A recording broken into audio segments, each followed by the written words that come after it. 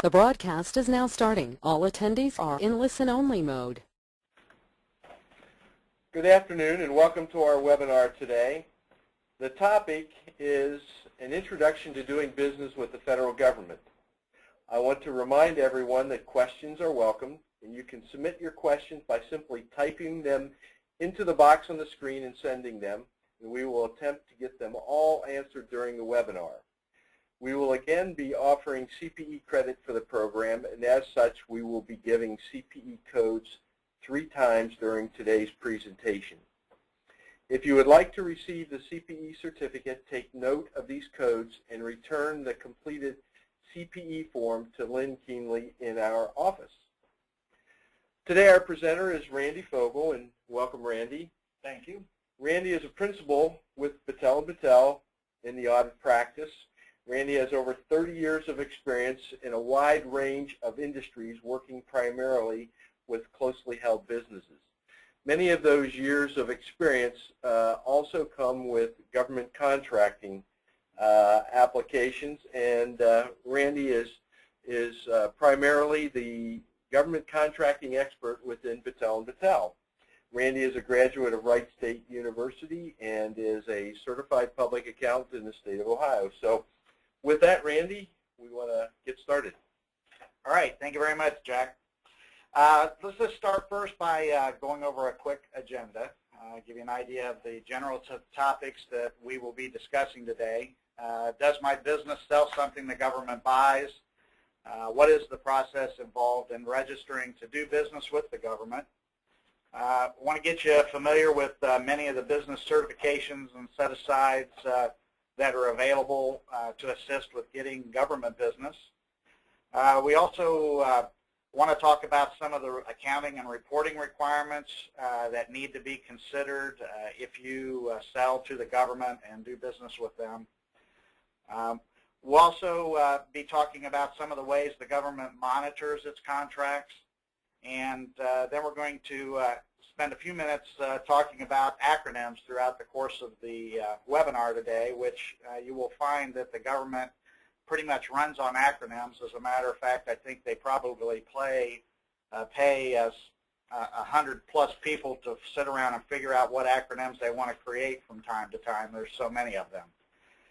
So next up, we're going to talk a little bit about the objectives by the time we're done, some of the things that I want you to be able to take away. First of all, I want you to have a good idea of what the government buys and how they go about buying the items they need. I want you to have an understanding of the process involved in registering to do business with the government. And I want you to have an understanding of the business certifications and set-asides that are available and what some of the requirements are for those certifications. Additionally, we want to get you familiar with some of the accounting and reporting requirements that you will run into as you do business with the government so that you can take those into consideration as you start to do business with the government. And we will introduce you a little bit to the Defense Contract Audit Agency and the Defense Contract Management Agency. They are two of the key groups that have government monitoring activities for government contracts. And then finally, you'll find out that the government does indeed run on acronyms. So you're going to need to start feeling comfortable with using acronyms. And again, don't be afraid to ask somebody if you run into an acronym you don't understand.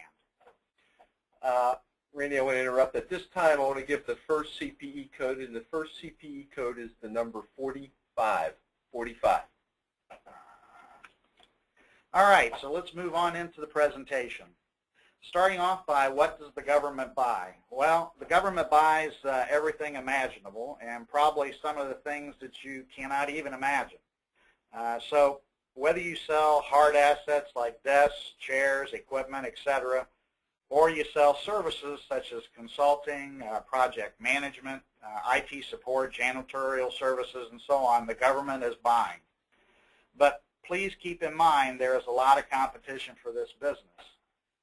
You'll want to spend some time before you get into this too far researching some important questions. First, do the products and services I'm selling match up to what the government buys, and how does the government go about buying these items currently? Second, you're going to want to know whether or not you can compete with their current pricing. And third, you're going to want to know whether you have the time and resources to dedicate towards preparing contract proposals, administering the contract, and marketing the contract. Randy, does the government provide information on current pricing for services that they receive? Yes, they do, and there are several websites that you can go to in the process of researching this that will show you what pricing they're currently paying for a lot of the items they buy. Okay. Some of those locations would be FedBiz Ops. They carry information on contract solicitations and the status of contract awards. Another location you can go for that is the Federal Procurement Data System, which provides information on where contracts have been awarded, who won those contracts, and how much the contract totaled. You can also get information about GSA Schedule solicitations. One of those lists out the providers that are providing the services for some of the more common items that the government buys. And another site is the GSA Advantage site that lists selling prices for items that are being sold to the government on already established GSA schedules. There are also independent organizations that are available to help work through answering these types of questions in advance of you spending a ton of time and resources. There's a lot of information out there that you need to try to look into, and if you work with somebody who's done some of that in the past, that will help speed your exploration of the answers to these questions. There's basically two ways that the government goes about buying services from the public. The first is through the use of GSA schedules. Now, GSA schedules, and that's an acronym I should probably describe, stands for General Services Administration. These are used to purchase common items, basically things that can be bought from maybe multiple sources. It's not a specialty item. It's something that anybody would need, paper clips, things like that. And they list out who the different suppliers are and what the listed prices are. The second place is through the use of direct solicitations. And direct contract solicitations are used to buy specialty items that are not available on a GSA schedule, like airplanes or custom services. You can take part in these contracts as either a prime contractor or a subcontractor to a prime. Again, direct solicitations, you will find that even things that you think might be somewhat common are sometimes asked for as part of a direct solicitation. So even if you're considering doing GSA schedule-only items, you're going to want to monitor a little bit what's happening with direct contract solicitations, because you might find that there's an advantage or a service that you can provide that you would have otherwise missed. So let's suppose that you have determined that GSA schedules would be the way that you would typically want to try to go in and sell services to the government for your type of business. There are over 30 different GSA schedules used by the federal government based on the types of items that you might be selling or they buying. You'll need to determine which GSA schedule applies to your business. Now, you may find that the services that you provide fit on more than one schedule, but that's somewhat unusual. Even though there are 30, they're generally tried to be grouped in such a way that if you're selling office supplies, anything that's close to office supply related would be there. If you're selling IT services, anything that's an IT services related item would be there. Do you ever encounter problems where the nomenclature that the government uses for a particular item may be different than what is used in the private sector, and maybe you've got to use a little bit of latitude in terms of the interpretation of the Yeah, a lot of times what you'll find, especially in direct solicitations, you'll need to get clarification of exactly what it is they're trying to accomplish and what it is they're trying to buy. So in all of these processes, in particular with the direct solicitations, you will be able to correspond electronically with the contract officer that is putting out the solicitation to get clarification as to exactly what they are buying. So if you're not sure, maybe an acronym's being used, or they're talking about a particular item in a way that you're really not quite sure fits with your particular service you provide, you can get clarification on that to identify whether or not it's a fit. Once you find which schedule applies to your particular situation, and for instance, there's like a Schedule 30 that's used to purchase IT equipment, or a Schedule 75, I think, is what they typically use for office products and supplies. You'll need to ultimately register as a government contractor if you haven't already done that. And once you've done that, you would then need to go to the particular schedule that you're trying to apply to start selling services, and identify what the specific requirements are associated with getting your company listed on that schedule. There is access on the web to the schedules, and I put that website there on your screen. If you want to find out what the 30 different GSA schedules are, you can go to that website. You can also drill down on a particular schedule and find out a little bit more about what's exactly involved in getting your company and its products listed on a particular schedule. The other way that you can sell to the government is through direct contract solicitations. Now, again, as I mentioned earlier, the direct contract solicitation process is really designed to allow for unique items to be purchased by the government. You may on occasion find that there are items listed out there that you wouldn't have considered unique. So you're definitely going to want to monitor this site. The www.fbo.gov is where they list all of these opportunities. Just because you decide to get listed on a GSA schedule does not exclude you from also trying to get additional work through a direct contract solicitation. You can actually get business with the government under both methods at the same time. Randy, under the contract solicitation or direct solicitation, can you have items as varied as a maintenance contract for landscaping and an electrical construction project? Yes, definitely. And I'm sure there's lots of projects. Is there a way to filter through these or classifications, or do you just have to wade through the schedule? Yeah, the FedBizOps website that lists all of these allows you to search through these opportunities in a number of different ways. The most common way that I find that people search these sites for opportunities is using something they call NAICS code. And that is a code that's assigned by the U.S. Census Bureau. And once you determine what your primary NAICS code is for your particular business, you can utilize that as a way to filter the different opportunities that are out there so that you can target in on the things that specifically apply to you. So if I'm an electrical contractor, I put in the NAICS code, and it will, hopefully they will have classified all the electrical construction project under that particular code. That should help me filter through it.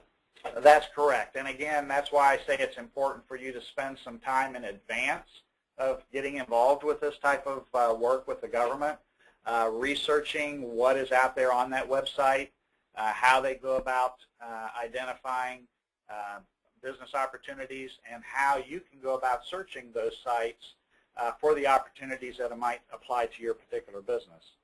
Once you get a feel for what they're doing, that can help you refine your search criteria prior to getting fully registered and up and running. Again, it's a way to make sure that you're not expending a lot of time and effort ahead of time getting involved with doing business with the government, and then floundering around trying to figure out, well, now what do I do next? You should really do a lot of that up front. On each of these solicitations, is there a contracting officer and contact information associated with each solicitation? Yes, there is. Every single solicitation will have a contract officer. Government buyers are technically required to post any procurement needed over $25,000 out on the FedBizOps website. And once you get out there and identify the opportunities and drill down onto those, it will list out not only who the contracting officer is for that, but also what the requirements are that you need to complete in order to submit a bid, get clarification of what it is that they're buying, and then ultimately monitor the progress of the award of that contract. I may be jumping ahead, but when they assign a contracting officer to maybe it's a technical item, say like construction, will the contracting officer have experience in that field? Will they generally be the same contracting officer for project to project, or will they just assume them randomly and have somebody buying paper clips one day and jet engines the next? Well, normally it's going to be somebody who's somewhat familiar with the process, but you will also find that sometimes the government puts out a request for a solicitation that they're not really entirely sure what it is they're trying to buy. So in effect, the sellers out here actually help to define what the requirements are for the solicitation and how it can best be filled to meet the government's request. So sometimes they'll put out what they call pre-solicitation bids or pre-solicitation responses that allow people to offer ideas as to how to solve a particular problem that they're trying to get done. So not every contracting officer that's out there putting out a solicitation may know exactly how he wants to get that particular solicitation filled. And again, that's where the correspondence back with that officer through the electronic links that they set up can help to refine that process. And again, that's why you recommend getting familiar with the process, getting familiar with that so that you understand the reports that they have out there, and start to establish a rapport. And it's not a dialogue because it's all going to be electronically, I assume, but at least establish a communication channel with those contracting officers. That's correct. And again, generally a contracting officer is going to be familiar with the service that he's buying. But there are those occasions when they may be buying something that's a little outside their scope, or maybe it's a request for information about something they're trying to do that they're really not sure what the right answer is. So they'll request feedback from the people out here in the public that are trying to sell that service as to how best to solve it. Okay. Okay. Again, this website, the FBO.gov or FedBiz Opportunities website, is definitely a resource that you're going to want to experiment with in advance of actually going out and starting to solicit or try to get business with the government.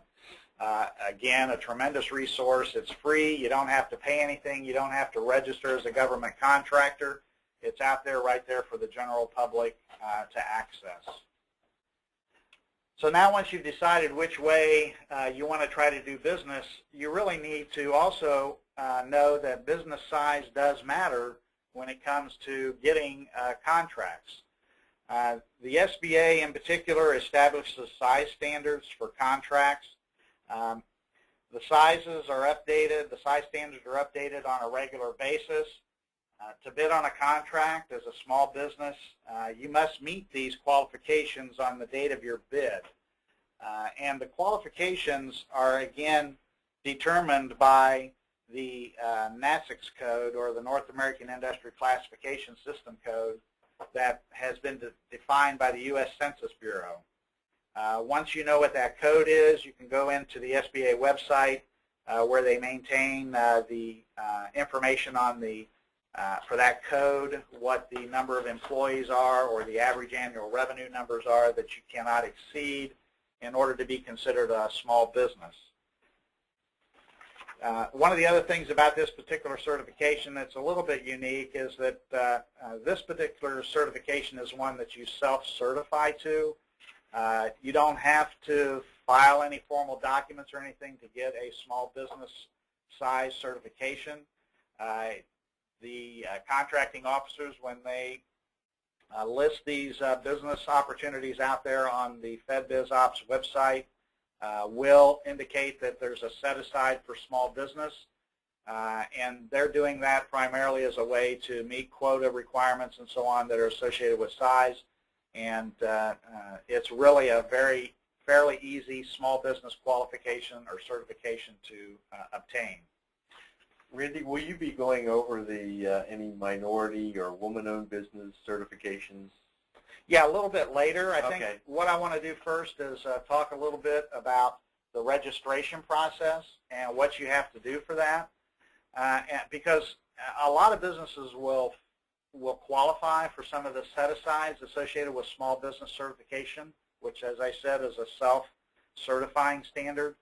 But if you think you qualify for some of these others, you can submit the appropriate paperwork and get qualified for those a little bit later in the process. If you really decided you want to try to do business with the government, you can take advantage of those, but the application process is a little longer and a little more involved to get those certifications. So let's talk about what the 5 steps are that you need to do in order to register with the government. And some of you may have already done some of these. For instance, the very first one, obtaining a DUNS number. That's something that a lot of businesses do just out of the normal course of doing business. But if your particular case you've not applied for a DUNS number, some of the information that you need for that is basically legal name of the business, physical address, mailing address, telephone number, contact name, number of employees. Dun & Bradstreet doesn't charge any kind of a fee to get a DUNS number. It's really a formality, but it is something you have to do before you even start the next step of actually doing business with the government. And that is, to move on to the next one, is registering your business with the Central Contractor Registration Database, or the CCR as they refer to it.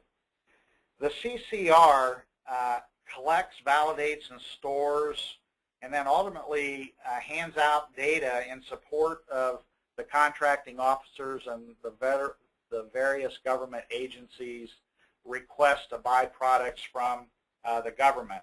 It's kind of a central repository. It's been around for a little while, but in the past it used to be a situation where each time you wanted to bid on a contract, you had to submit a whole bunch of paperwork to support the different qualifications that you had for that contract and different things that allowed you to bid on the contract. By putting all this stuff in one location, you no longer had to submit all of this paperwork every single time you do your bid or submit a contract solicitation. A lot of this information is now stored in this Central Contractor Registration Database. And once you've done it, your responsibility is primarily to just maintain it, to make sure that the information is current and correct for your business. And then when a contracting officer has an opportunity out there that you've submitted a bid on, he can go and pull this information from that site and not have to request you to resubmit it. What are some of the things that are part of that site and that you have to put in there? Some of the general information includes your DUNS number. Again, you got to start off with that. You also need to put in what they call Commercial and Government Entity Code, a CAGE code. That's a code that's assigned by the Defense Logistics Information Systems, the DLIS. They'll want your company name, your federal tax identification number, various information related to your general business structure. They're going to want information on your corporation or business organizational structure. They're going to want information on goods and services. For instance, they want to know what your NAICS codes are that apply to your business. You may have a primary NAICS code, but you may find that when you start looking at these that you have several codes that might fit within the types of products and services that you apply or that you want to sell. So you're going to want to fully research what the different NAICS codes are that apply to your business so that you can include them in this CCR database and also utilize those codes for your searching of the opportunities that are out there. There's some other holdover codes, I call them, things that are still being asked for. For instance, product service code, a PSC code, you may see reference to that. Federal supply chain classification codes, an FCS code. You're going to run into a lot of little codes and acronyms that they're going to want to know which code applies to your business. And the best way to approach that is to go to the various links as you run into those and do the research to pull up those codes. The main ones are the NAICS codes, but there, like I said, there are still some holdover codes that they're asking for that can help you search and help the government search for possible vendors.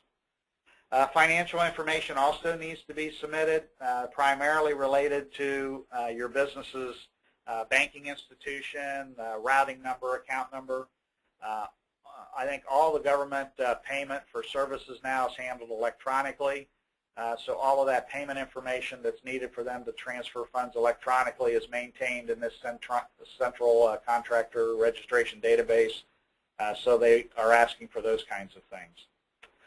They want points of contact information and all of those things that, again, allow them to easily administer a contract so that they don't have to ask for it every single time you submit a new contract bid. It's really helped actually to streamline, from the business's side of things, the process of applying for or submitting a bid on a solicitation by having this database.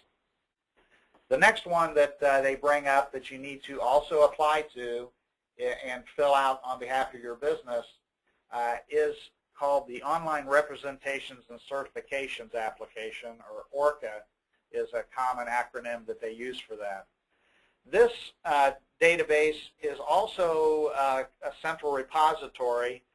It requires, again, some DUNS numbers, your DUNS number, and some other things that are duplicated in the CCR database.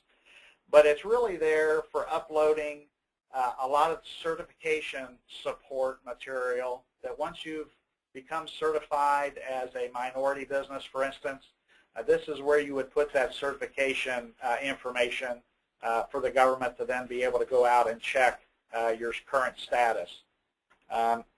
That's just an example of the kinds of things that are out there. Government contracting has a significant number of certifications that a business has to attest to.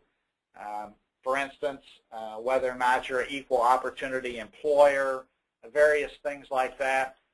Those answers to those types of questions are maintained in this ORCA database, and any supporting documentations that are required to certify that that certification is correct are also maintained in that database. The fourth step, and again, you've kind of already done this, but you again need to make sure that you know what all the appropriate NAICS codes are for your business. Those really are going to be your key to identifying what opportunities are there and whether or not your business really fits a particular solicitation that they have out there, because they will refer to the NAICS code that's applicable from their perspective for the opportunity that they have. And then more recently, this fifth item, they are really starting to rely more and more on past performance evaluations. And there is actually a rating service that Dun & Bradstreet maintains called Open Ratings that will allow you to get a past performance evaluation completed by Dun & Bradstreet. It's not necessarily a step that you're going to want to do right away in a solicitation or in a registration process for a business, but you should definitely be prepared to go through the process of getting a past performance evaluation completed if you are going to be bidding on a direct solicitation in particular. You'll also need them for a GSA schedule solicitation. If you want to get your company listed on a GSA schedule, they're going to want to know that your past performance with customers prior to getting on a government contracts arrangement was up to par from the government's perspective. So you need to become familiar with that process, what's involved in that. It's primarily a provision of 20-some customers that you have performed services for in the past, and then they go through and do an independent evaluation of them, get a response to a survey, and publish a report, usually to just a couple people that you specifically identify. So in the case of registering for a GSA schedule, when you want to get a past performance evaluation, you would want to have one copy of that evaluation submitted as part of your GSA schedule solicitation request. And like I said, it will sometimes come up in some of the direct solicitations where they'll want some proof of adequate performance on prior experience. There is a fee associated with that. I think of all the registration processes, that's the only one I'm familiar with that has a fee. It's around $200 each time you need to have one of those past performance evaluations done. So you need to be prepared for that. Now what I want to do is I want to kind of move over into some of the set-aside opportunities. Before we get into that, Randy, what I'd like to do is give the next CPE code. The next CPE code is the number 75. All right, very good. Set-asides and certifications. There are a significant number of set-asides that are available for businesses that, if they qualify for, will allow them to have a step up on the competition when it comes to the award of some of these contracts. As I'd indicated a few moments ago, the process of applying for these can be a little bit time-consuming, so you're going to want to make sure that you allow for the time it takes to get these done. If you feel your business qualifies for one of these, you're going to want to attack that certification sooner rather than later so that you can take advantage of it. But the small business certification, the very first one, is one that I indicated earlier, is a self-certification. And if your business qualifies for that based on your size, everybody should take advantage of that. And that's a self-certification process that basically takes no time. The first groups of certification I want to talk about is the small disadvantaged business certification and the 8A business development certification. Both of these business certifications must require that the business owner own at least 51% owned by a U.S. citizen who are found to be socially and economically disadvantaged. And the business must also be managed and controlled by that disadvantaged individual or group of individuals. To qualify for the 8ADB certification, you must also meet one additional requirement, and that is you need to demonstrate the potential for success, and the business itself and its principal owners must demonstrate that they have good character. These businesses must have generally been in business for 2 years in the particular NAICS code that they are applying for this certification as it relates to their business. There are times when a waiver can sometimes be gotten for a new business that has less than the 2 years. But that's the first certification that we see some businesses take advantage of. Another certification that's a little bit harder to get is the one where you have the hub zone certification. In that particular situation, the business must be owned again or controlled by at least 51% by U.S. citizens. It could also be owned by a community development corporation, or it could be an agricultural cooperative or Indian tribe that owns that business. The principal business offices must be located within what they refer to as an historically underutilized business zone or a hub zone. And an additional requirement that makes this a little bit harder to meet is that 35% of the employees must also reside within a hub zone. Now, they don't have to necessarily reside in the same hub zone that the business is located in, but the 35% of your employees do need to be within a hub zone. The next certification that's out there for smaller businesses is the Women-Owned Small Business Certification. And again, it's a 51% unconditional and directly owned and controlled by more than one or more woman who is a United States citizen.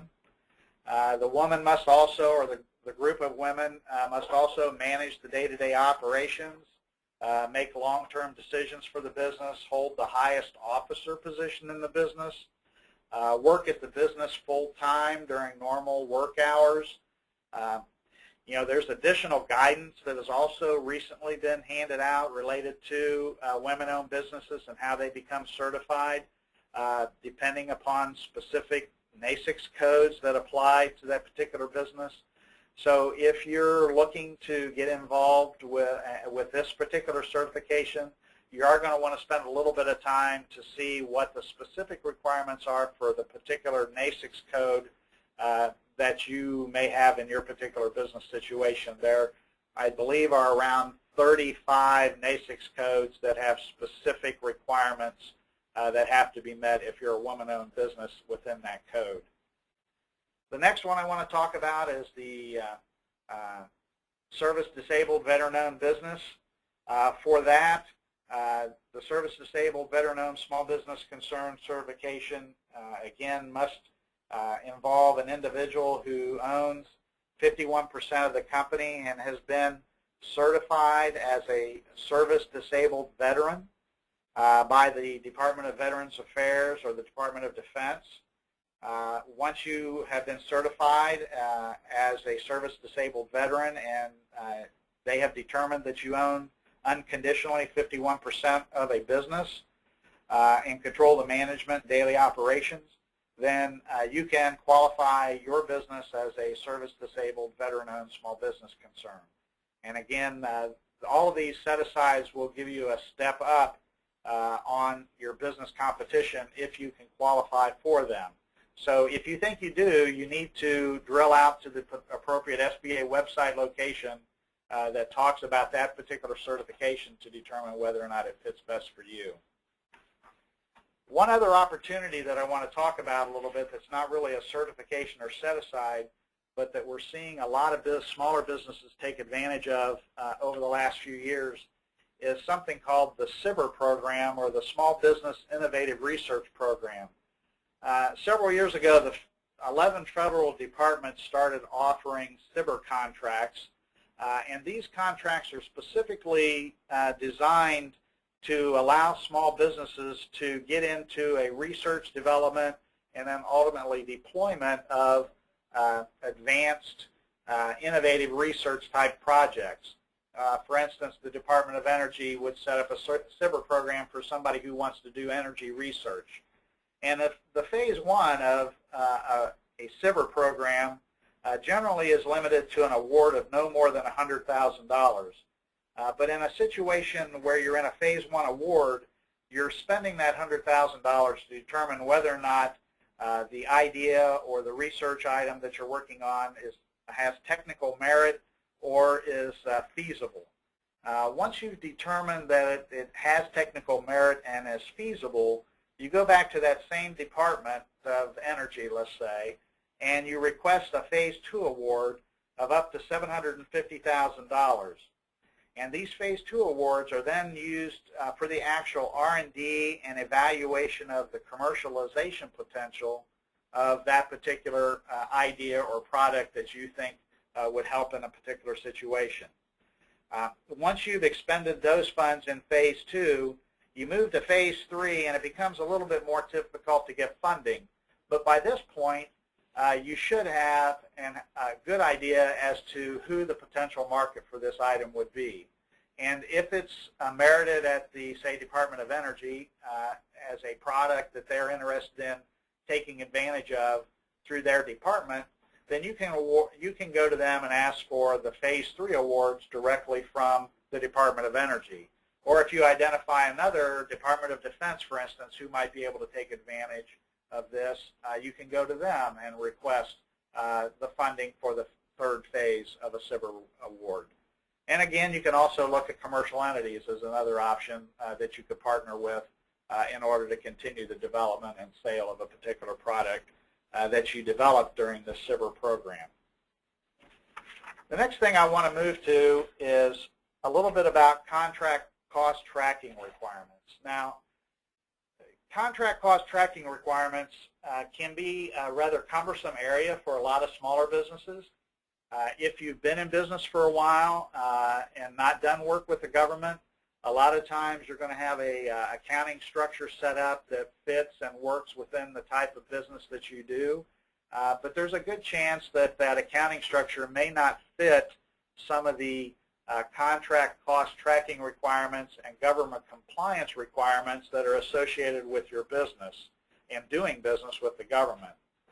So once you have been awarded a government contract, or once you've determined that you want to apply for a government contract, you really need to research whether or not your system has been set up properly to deal with some of the contract tracking and reporting requirements that you'll run into.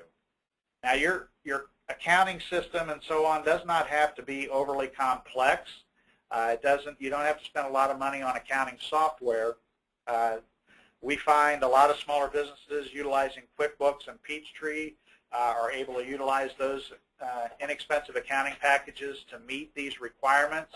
But you do need to make sure that you set those packages up in a proper fashion so that you can do that. And if you've not tracked costs on a contract basis in the past, it could require a significant redesign of your chart of accounts and other things associated with the way you've been tracking business expenses. And a lot of that, the upfront time that you put into designing your chart of accounts can pay dividends down the road.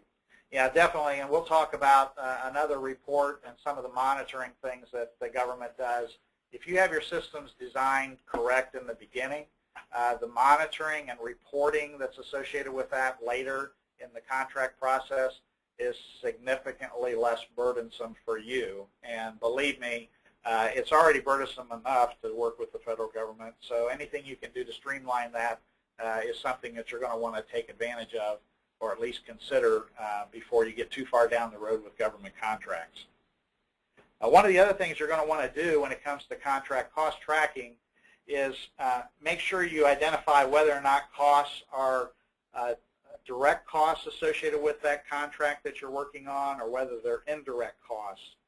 Now, direct costs are generally going to be things such as material or labor, or a subcontractor that you specifically brought in to deal with that specific contract or project you're doing for the government. If it applies to just if the cost that you've incurred applies to just that one specific contract, then it's considered a direct cost of the contract. But if you incur a cost that actually is a shared cost, something that isn't totally associated with just one contract, then they refer to that as an indirect cost. And indirect costs generally end up going into several different cost pools. And cost pools are used to allocate those costs then ratably in some fair and balanced method over the contracts that you're performing for the federal government and any other work that you're doing. So there are cost pools that your accounting system will need to be able to handle such things as fringe benefits, overhead, and G&A costs, so that you can determine what the correct amount of those types of indirect costs are applicable to a contract. The government is going to reimburse you for all your costs, whether they're direct or indirect, as long as they're allowable costs and they're fairly allocated across all the work that you do. They're not going to let you take indirect overhead costs and apply them 100% to government contracts if some of those costs also relate to some commercial activities that you're doing. Those costs have to be spread out ratably. One place that we see a lot of employers fall into non-compliance with government contracting is in timesheet preparation. A lot of smaller businesses, again, generally don't spend time filling out timesheets, or if they do, not everybody in the organization does a timesheet. You will find in government, doing business with the government, that every single employee within the business is going to need to do a timesheet. They need to identify over the course of the day what they were doing as far as was it direct to a particular job, or was I doing marketing activities, was I paying bills, those kinds of things. Was I taking some vacation time? Did I go to a doctor's office? All of these things have to be separately tracked so that the cost can be properly applied to a contract or to the appropriate cost pool. So timesheets is a big area that we find people don't maintain the proper documentation, so you're going to want to make sure that you're familiar with the timesheet reporting requirements. I want to move next to contract cost tracking requirements. There are many types of government contracts out there, but they primarily break down into two primary categories.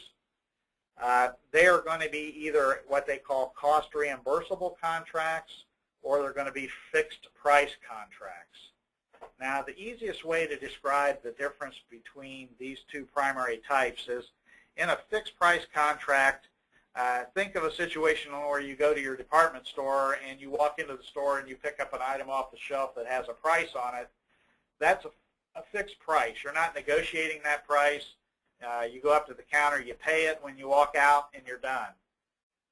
In a cost reimbursable contract, you're going to establish a price for that product as you deliver it, but in a cost reimbursable contract, you're going to be held to showing what your costs were, and if they are out of line from what you anticipated, you can end up with a price adjustment, a selling price adjustment that would either increase what they pay you for the products you delivered or decrease it. And again, that's why the cost tracking is so important in a government contract or doing business with the government.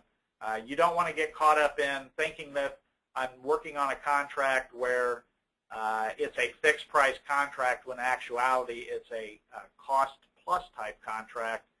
And you find that out after the fact, and you thought that you made 20 or 30% profit on this contract, only to find out that the government's going to come back and only allow you to walk away with 10% profit margin. And what they'll do in a situation like that is require you to return excess profits made if you have that type of a contract that generates what they consider to be too much profit margin.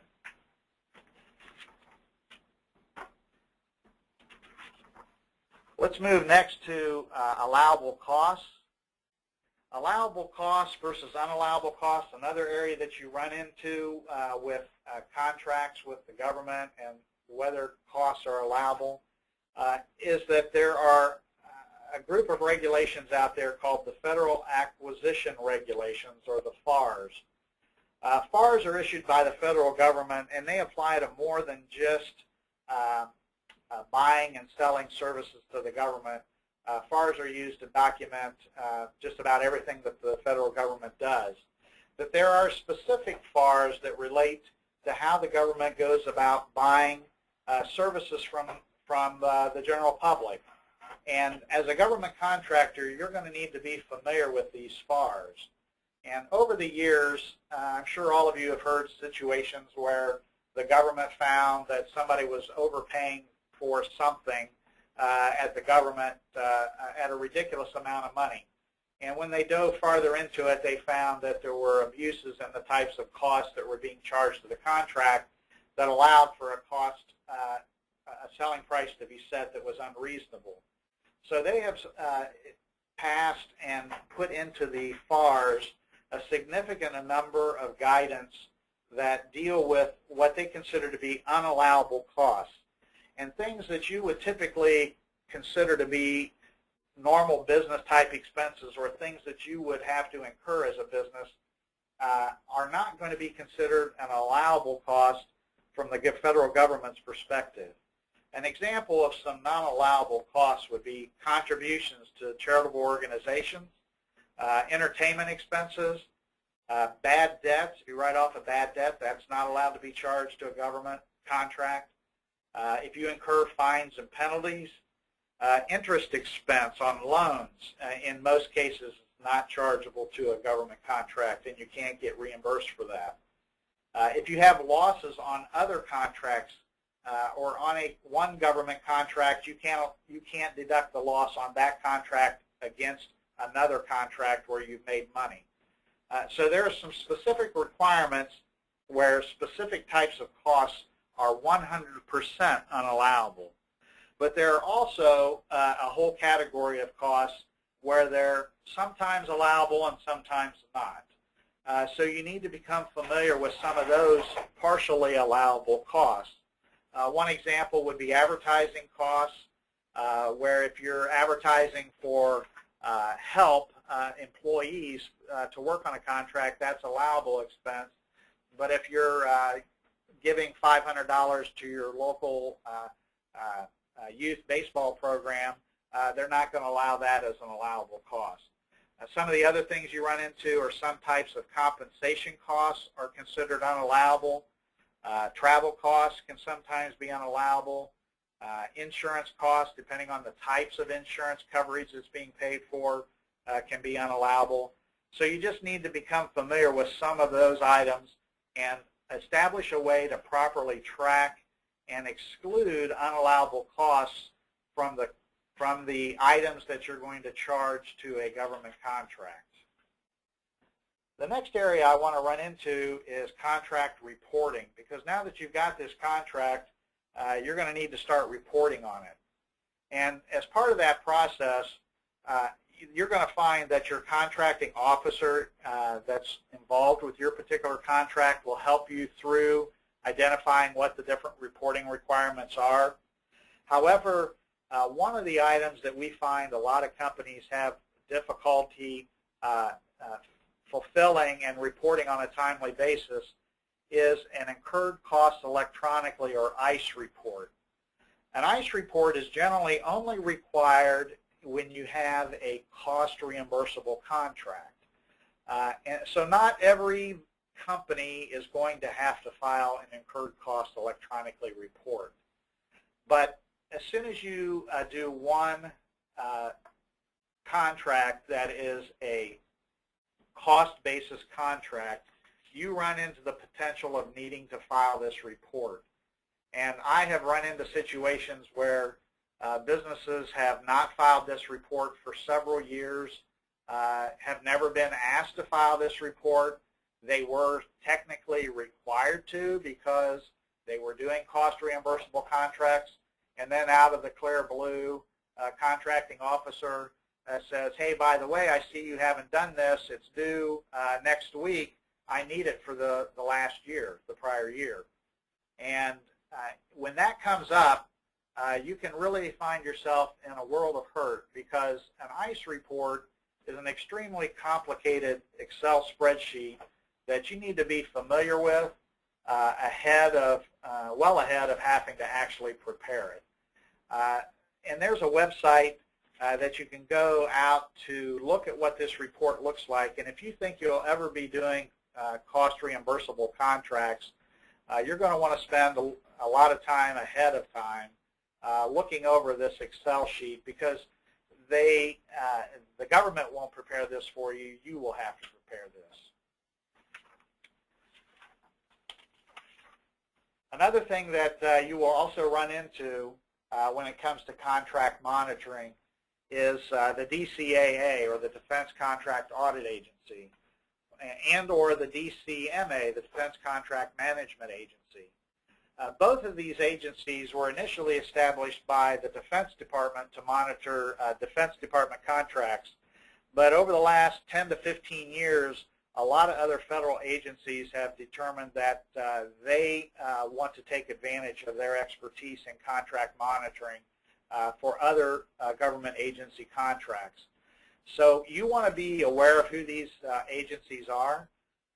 They can be particularly troublesome if you have not met your obligations related to contract cost tracking and or compliance. And the penalties associated with not fulfilling those commitments to the federal government can be quite costly for the business owner. It used to be that when they would come out and review your records, they would only give you initially some recommendations for things that you needed to change and correct, and they would give you an opportunity to do that. However, more recently, the federal government has actually handed down some stricter requirements that actually require these auditors to now recommend partial suspension of payments to the business if they find any single compliance issue or reporting issue. And for each individual compliance or reporting issue, they can reduce the amount of your payment by 10% up to a maximum of 20%. But I can tell you from experience that if they find more than a couple compliance issues, you have more than just a 20% issue to worry about. They are likely going to be looking at how they can terminate the contract. So these particular agencies, if you get a telephone call from them and you feel as though you may not be up to speed with the compliance and reporting requirements, you need to be aware that there could be some serious consequences associated with their visit. So you need to plan accordingly. That, for the most part, I think takes us through what I wanted to discuss today. Again, doing business with the government is a very, very time-consuming and can be a very costly approach if it's not done properly. I suggest that you want to involve the proper personnel within your company and identify those people outside your company that you believe can help you get through the registration process, the contract compliance process, and all the other issues that are associated with any certifications that you might need in a timely fashion and in a cost-effective way. So the sooner you can identify who those resources are, the better off you'll be when it comes to doing government work with the government. Well, Randy covered a lot of area today, that's for sure. I do want to give the last CPE code. The last CPE code would be ABC. ABC is the third CPE code. On the screen is Randy's contact information, and I'm sure that Randy would be more than happy to answer specific questions that you may have as you try to digest all of this that was presented, and certainly Randy, if you have questions or encounter problems as you are doing business with the government, please feel free to reach out to him, and if he can't help you, I'm sure he can direct you to someone that can. So again, Randy, thank you for all that valuable information today. I want to remind everybody that our next webinar will be September 28th. The presenters will be from Bannockburn Securities, and we will be covering a topic completely different from today's. It will be foreign exchange for corporate finance teams. Again, thank you for listening in. I will remind everyone that to send in your CPE forms to get the certificate, and also this webinar will be posted on our website probably by the end of business tomorrow. So once again, thank you for listening in, and have a good day.